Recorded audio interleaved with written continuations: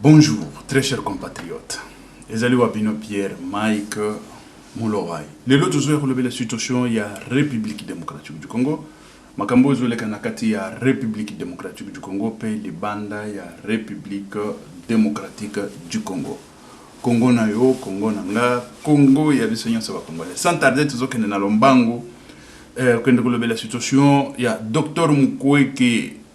Dr Mukwege a se déclaré candidat à la présidence mardi, c'est demain, à aucun de candidature. Et wana tukokende pour tukende tuyuka ba projet à Dr Mukwege nenga zoloba tukoya ko développer yango. Et tukokende pe kolobela ba situation pe sécuritaire dans l'est de la République, quand on parle de la situation sécuritaire et tout ça, tukokende kolobela yango. Donc, la situation politique dans la République démocratique du Congo est dominée par le Congrès, à gauche, à droite et tout ça. Candidat na bango. Excusez très chers compatriotes. Candidat na bango. La situation one. Et voilà. Et sans tarder, toujours que nous allons bango, tout bandanano situation Dr Mukwege. Et après, tout que nous payons à Katumbi et tout ça. Tu veux pas que Katumbi a ébi kolobate, Katumbi et tout ça.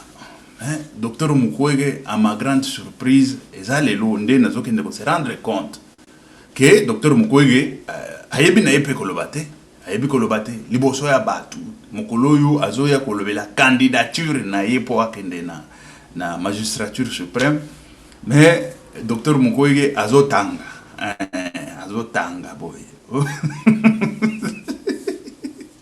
C'est grave. On a une conférence, une meeting, on doit annoncer au peuple ce que tu veux faire, ou on doit annoncer au peuple Nimi. Et c'est ça.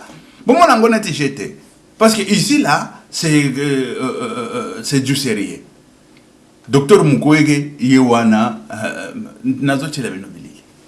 Tous ceux qui nani na union surtout chango na mesa, projet, tout ça, nenga lobeli et tout ça.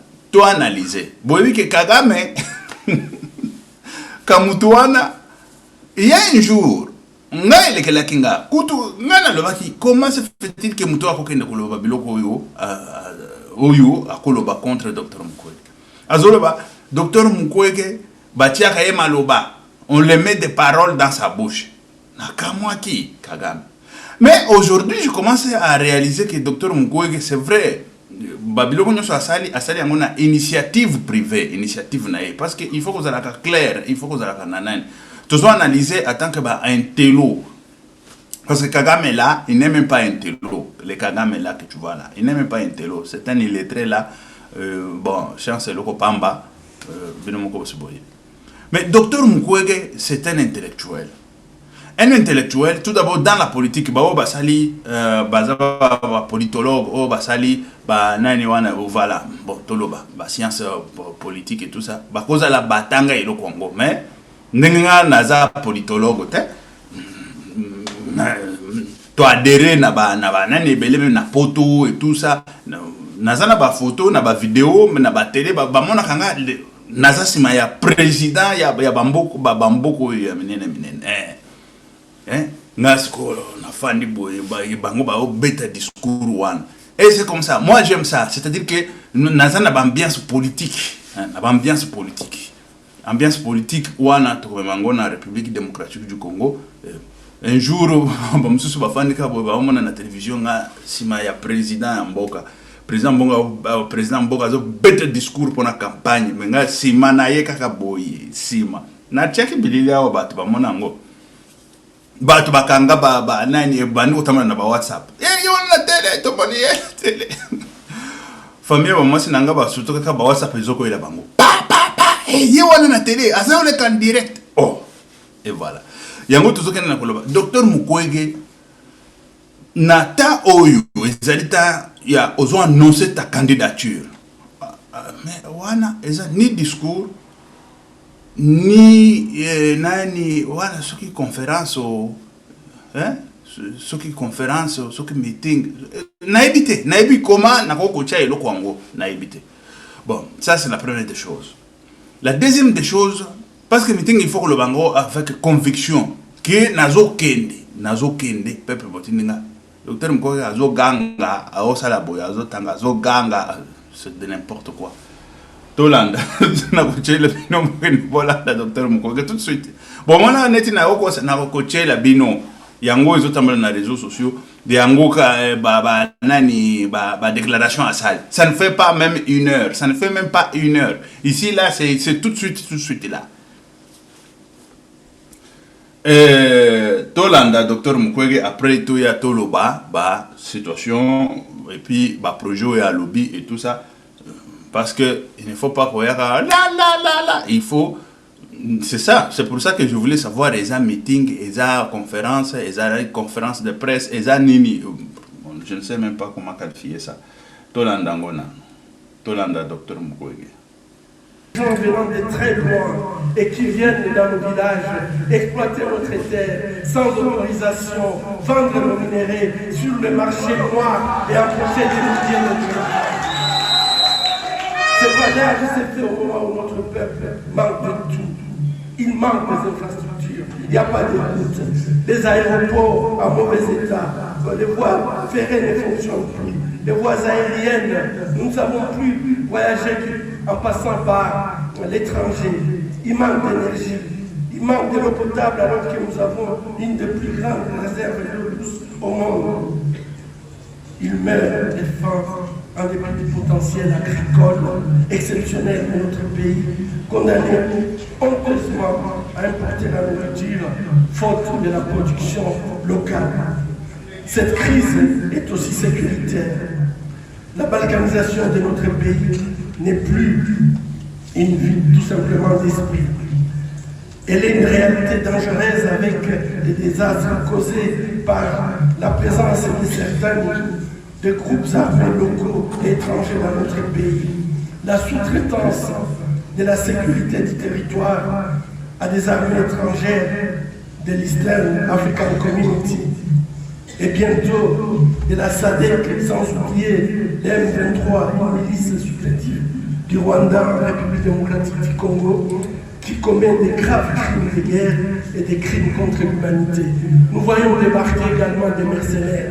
Nous ne savons pas bien du tout, puisque personne ne nous a informés. Théoriquement, nous sommes en guerre contre le Rwanda, mais dans le fait, notre gouvernement lui a bradé notre souveraineté douanière en permettant aux marchandises venant du Rwanda d'entrer sur notre territoire sans payer des taxes. Et faute d'une politique, sans payer des taxes, sous prétexte du commerce transfrontalier, et faute d'une politique bancaire. Voilà. Ce que vous avez dit, docteur Mukwege, Azoloba, Makambo, Neti, Muzomon, Nakotongela Binolo là, Nase, mais pas Nakotongela Bisolo là, Nengeni. Et c'est ça, parce que Babiloko a tangi et belé.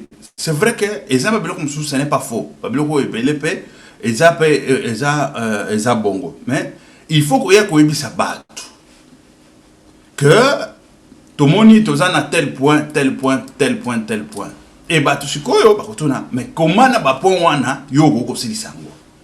Oya n'a pas donné. C'est ça. Quand on veut dire des données, ce sont non par exemple oya lobby, toza na bat oyo bazoya bazo débarquer na mboka,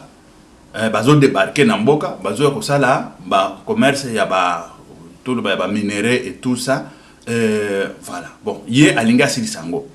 La première des questions, aussi sango yo ndenge nini. Oyo siko bazo débarquer na mboka baza banani, baza wapi.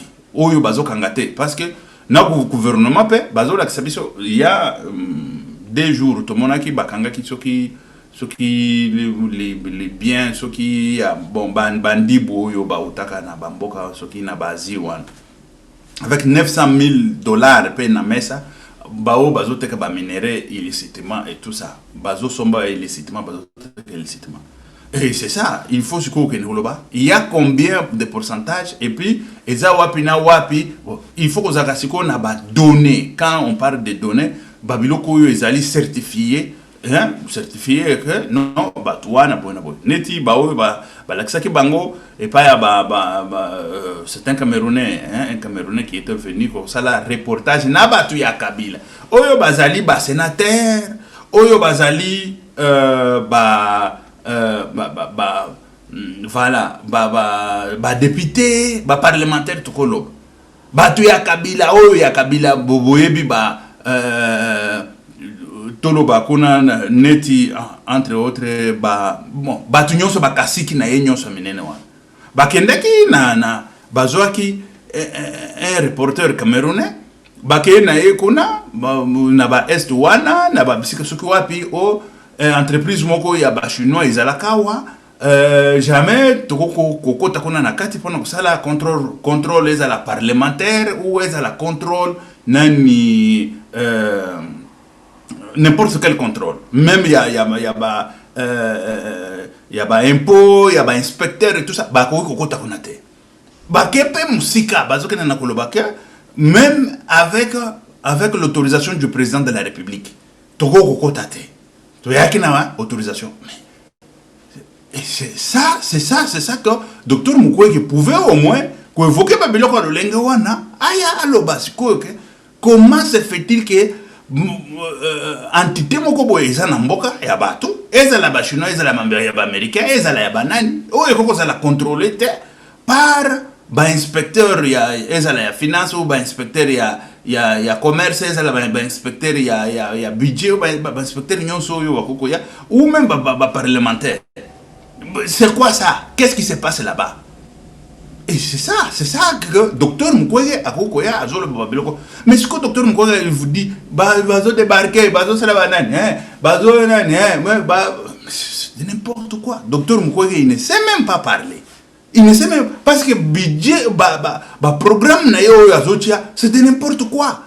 Et ça n'était ozolo ba ndenge to ebisa kama ozolinga mwasi ozobisa ke na kosombela yo palais nani soki château okobi seye même na Monaco na kosombela yo château non oza même infranté na pocha mozobi seye na kosombela yo château mais moi si siko ayebaka na yeka ka eza lukuta mais siko azoseka azoka yo ka ndenge bazochanga banani azoseka azoyoka elengi mais ayebi ke eza lukuta yo na Monaco okende kosomba ndako wapi na mosololini. Et c'est ça, discours yo, bazoye la biso, discours sans fondement, sans quoi. Nous avons besoin bazoye la biso, discours yake, na kosala boy.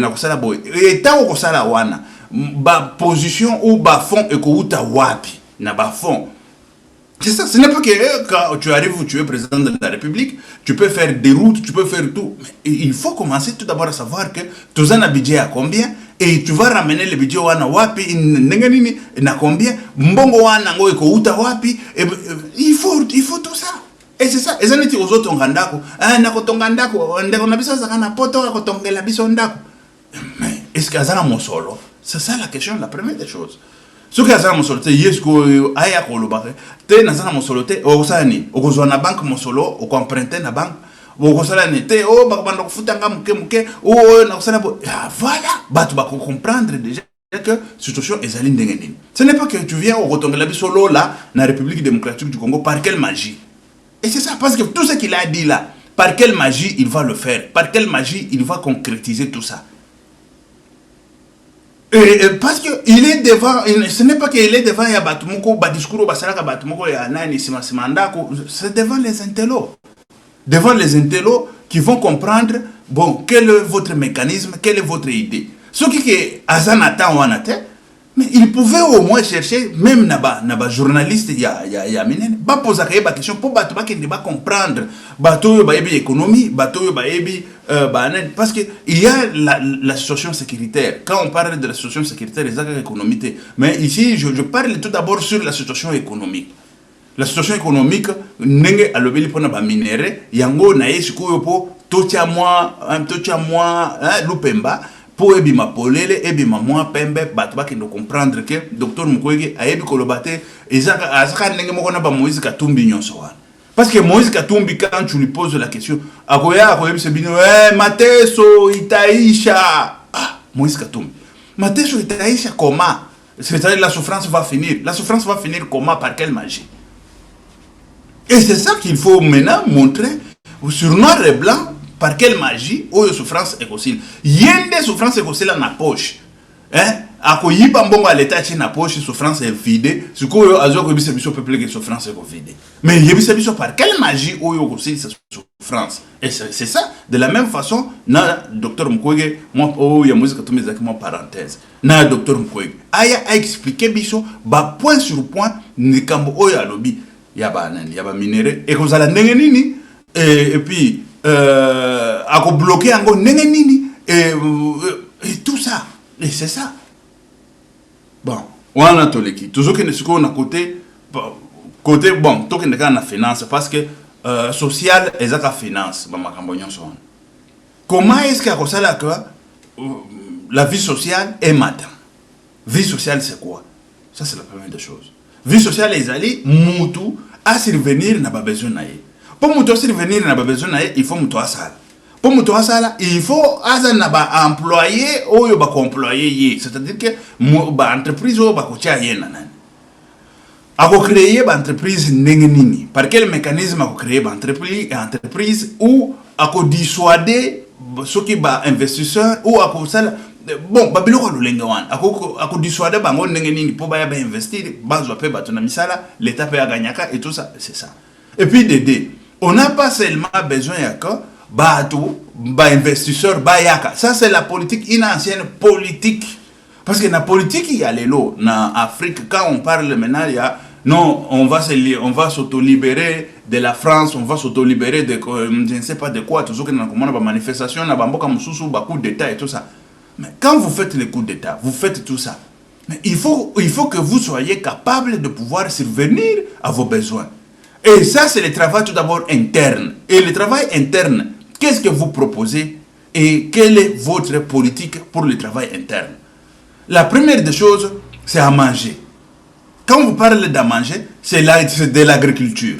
Mais quand vous parlez de l'agriculture, on ne vous parle pas seulement des terres arables. Nous avons des terres arables et c'est fini. Mais non. Vous pouvez avoir les terres arables, mais il faut travailler cette terre. Et pour travailler cette terre, qu'est-ce qu'il faut?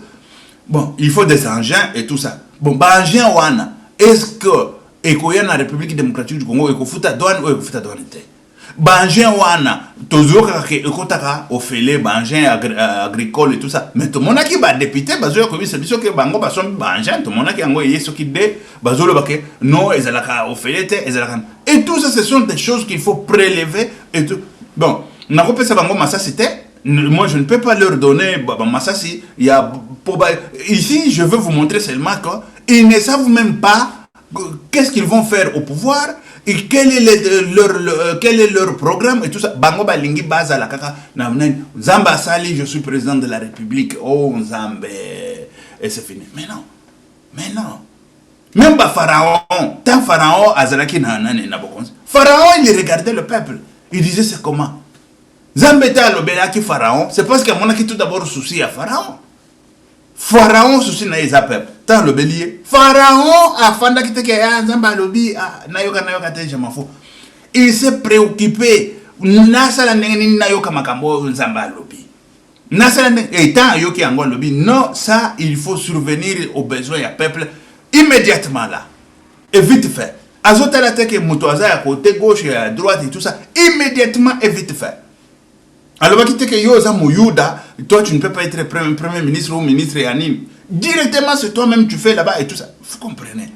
Et c'est ça. C'est ça diriger. Diriger, avoir les soucis. Ce n'est pas tu regardes, non, que tu sois élevé, je ne sais pas si c'est où tu seras élevé jusqu'à Mapata, ou comment est-ce ensemble. Si tu ne sais pas diriger, tu ne sais pas c'est quoi diriger, mais tais-toi, fais autre chose, fais au moins pour la République. Ce n'est pas tout le monde, il faut être la président pour avoir comme un milliardaire, millionnaire et tout ça. C'est de n'importe quoi ça. Yango, ngana lingakate ko honnêteté ya paye. Mais au Congo, nagotia peine de mort. Ça c'est clair. Nagotia peine de mort. Le moment va venir avec Dieu. Avec Dieu, on vaincra. Et voilà. L'histoire est yangoan. Parce que on vient, on nous parle seulement, ouais, je vais faire des routes. Tu vas faire des routes, oui. Mais pourquoi on n'avait pas fait des routes avant? Il faut tout d'abord savoir pourquoi on n'avait pas fait des routes. Et après, tu viens nous dire, tu vas faire toi des routes comment? Et tu nous expliques. Hein? Il y a beaucoup de choses qu'il faut revoir et puis et corriger. Et ça, c'est Dr Mukwege, je ne veux pas aller na ba nani belé belé quand ceux qui n'ont pas point belé belé oya lobi na 2 minutes ngana ko betango na 2 jours toujours le bakaka pona parce que dissertation ba to ba ebi dissertation ba ebi o sali ba nani ba travail à fin du cycle ya fin ya cycle ya nani ezaka lolenga wana ozui phrase moko obandi ko développer yango o développer soki nini bon tokota kuna mingi te po tokende toyeba situation ezali ndenge nini na kati ya République démocratique du Congo. A postuler, moi je ne vois pas le mal. Azali congolais, tu l'éviter qu'il a postulé, a postulé. Est-ce que Azali populaire, Docteur Mukwege, n'a évité. Asala na no campagne, abima libanda, amekanzoto. Obabenga komeka nzoto bima libanda meka nzoto tout mona ebele abato bakolanda Docteur Mukwege asala ba campagne à gauche à droite et tout ça tout mon ango, hein? Ce n'est pas que non parce que je suis prix Nobel tu es je ne sais pas quoi, mais prix Nobel c'est de n'importe quoi. Prix Nobel c'est quoi? Prix Nobel c'est 2-3 personnes basangani wana on va donner prix Nobel à tel et c'est fini et voilà. Donc c'est au côté à Moïse Katumbi. Moïse Katumbi de son côté. Moïse Katumbi, et puis quand tu regardes comme ça, il a vieilli. Hein? Moïse Katumbi, ce n'est plus le Moïse Katumbi de ce temps-là. Il a vieilli. Tu regardes comme ça, tout ce cabanani et tout, bon, bien sûr. Mais tu regardes comme ça, le vieux a vieilli. Hein? le vieux a vieilli. Bon, le temps passe et tout ça. Moïse Katumbi, le problème, il y a la nationalité, de père et de mère. Ce n'est même pas le cas de père et de mère. La nationalité congolaise. La nationalité congolaise, Moïse Katumbi, ni de père ni de mère. C'est là où se trouve un autre cas.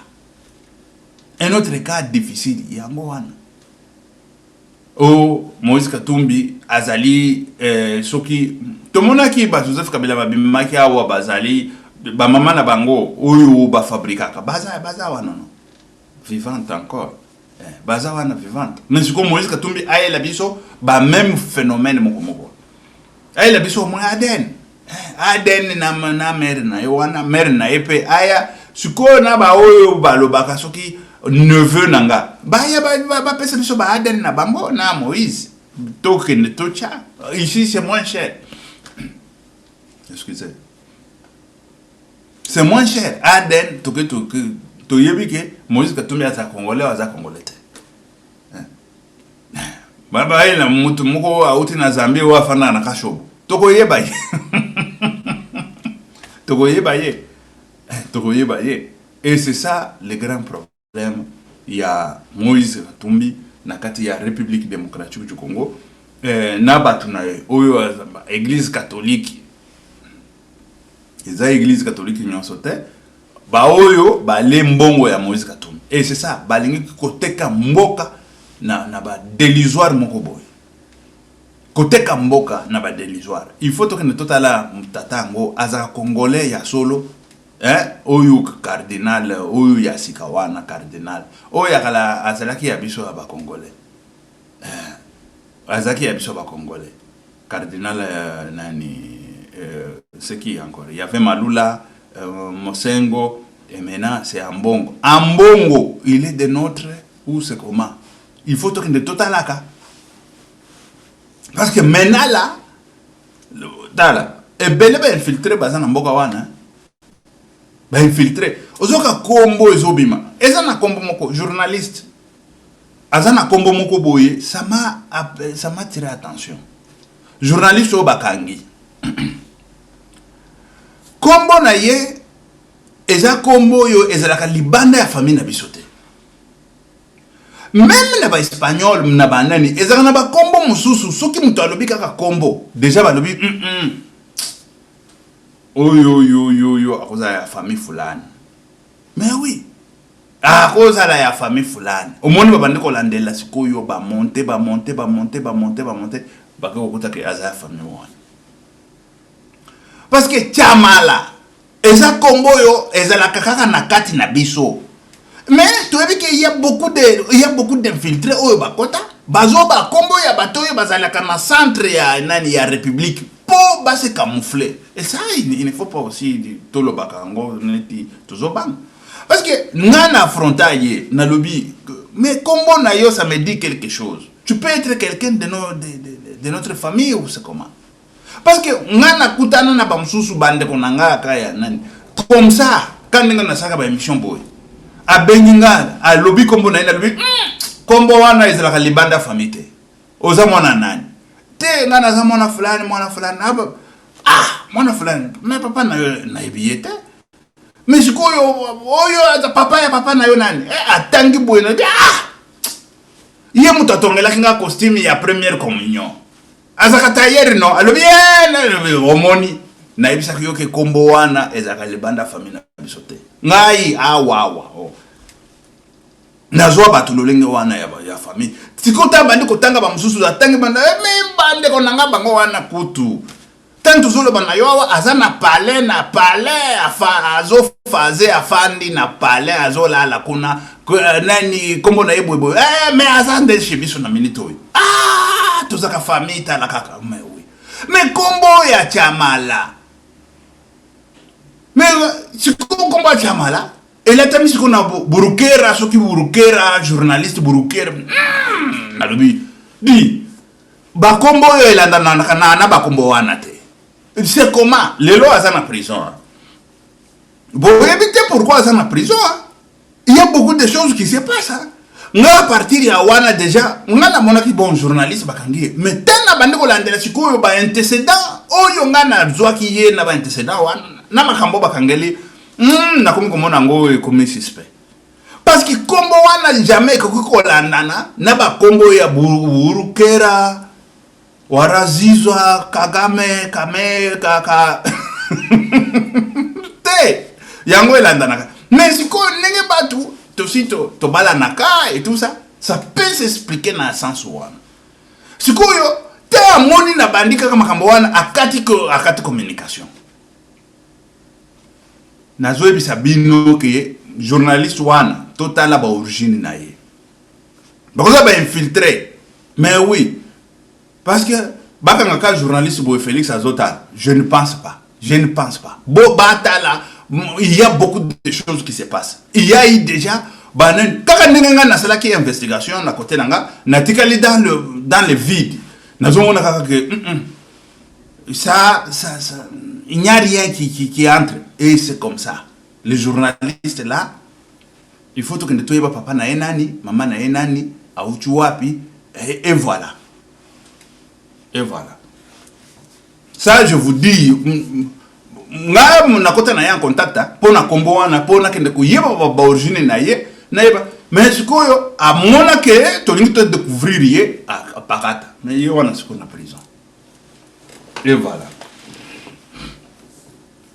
Excusez très chers compatriotes. Et voilà la situation où you tuzokene nango nakati ya République démocratique du Congo. Et tout ça c'est quoi? Bah ils ont infiltré biso. Infiltration, et ça tellement est belle infiltration. Et ça la côté ya militaire, politique, na journalisme, je pense. Bon, ce cas là congolais, il faut que nous yeba origine ce qu'on a eu. Ce cas là congolais, il faut que nous yeba origine na ye. Si c'est ce qui est ça le kuta, botuna ke yai quelqu'un de la diaspora a tuna yo makambo ya kombo na yo ya Chamala. Et voilà. Félix Antoine Tshisekedi Tshilombo à Lubumbashi accueilli pour inaugurer des travaux qui se font à Lubumbashi. Déjà, ndenge tolobaki makambo ba port sec et tout ça. na bakote ya Lukangaba ezalaki na porte ezalaki ezalaki train kamwa gare ya train moko ya muke mais basali port basali pe nzela ezalaki wana ya mabele ekufa nango kala excusez même ya mabele yango wana ekufa kala mais tant tozalaki kuna tozalaki bana mike pas même bana mike même en Amérique latine même en Afrique 150 km c'est beaucoup de distance mais en Europe 150 km aux autres tumbango na mutuka na minute okomi opi omeli mai pe ozongi lisusu sans problème et voilà baport wana baport sec bazo inauguré ango et pas ya Félix Antoine Tshisekedi Tshilombo et puis il y a eu des routes oyo basali toloba na bakote bakolwezi et tout ça. Bon, je ne vais pas entrer en profondeur na la situation wana tokoya kolobelango à la prochaine. Tokoya ko analyser ango à la prochaine. OK, merci très chers compatriotes, toujours kotana lisusu tout à l'heure, que Dieu vous bénisse, que Dieu soit avec vous. C'était Pierre Mike Mulowai. OK, merci, ciao, à la prochaine. Que Dieu vous bénisse.